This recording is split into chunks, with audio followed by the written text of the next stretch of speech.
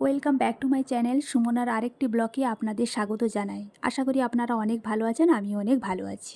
তো এর আগের ভিডিওতে জগন্নাথ মন্দিরে আসার পার্ট 1-এর ভিডিও দিয়েছিলাম, তো এখন পার্ট 2-এর ভিডিও নিয়ে চলে এসেছি। তো এখন আমরা সমুদ্রে স্নানের জন্য রেডি হয়ে গেছি, তো চলো যাওয়া যাক। তো ওখানে মোবাইল নিয়ে যাব না, তাই পরের ভিডিও দিতে পারলাম না। তো এখন একদম জগন্নাথ মন্দিরে গিয়ে দেখা হচ্ছে। তো সঙ্গে থাকুন, ভিডিওটা দেখতে থাকুন।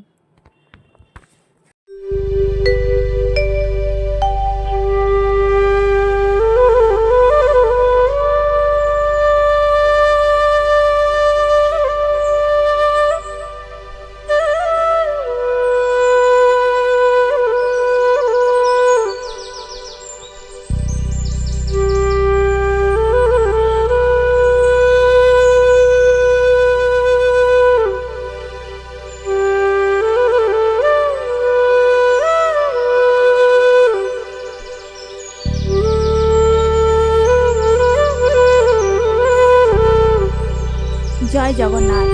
তো এখন বাজে 3:30। তো 3টের সময় মন্দিরের গেট খোলা হয়ে গেছে। তো আমরা আবারও চলে এলাম তাই মন্দিরে। তো এখন আমরা ভেতরে প্রবেশ করব আর ভোগ সংগ্রহ করে মন্দিরের ভেতরে গিয়ে পুজো দেব। বাট ভেতরে ক্যামেরার অ্যালাউ ছিল না, তাই আমরা ভিডিও করতে পারলাম না। তাই বাইরে থেকে যতটুকু পারবো ততটুকু আপনাদের সঙ্গে শেয়ার করব। তো চলো যাওয়া যাক। এখন আমাদের পুজো দেওয়া হয়ে গেছে, তো চলো বাইরের দিকে যাওয়া যাক।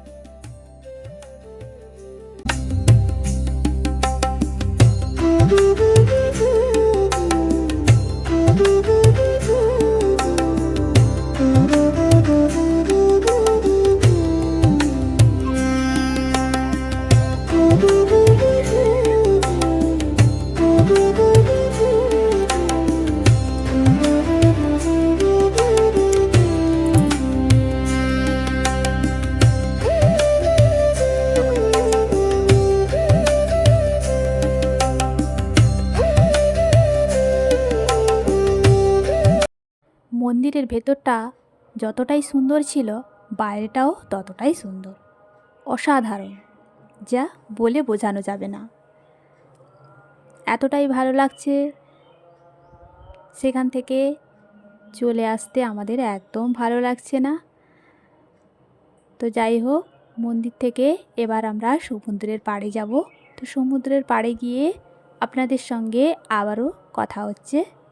সঙ্গে থাকুন, ব্লগটা দেখতে থাকুন।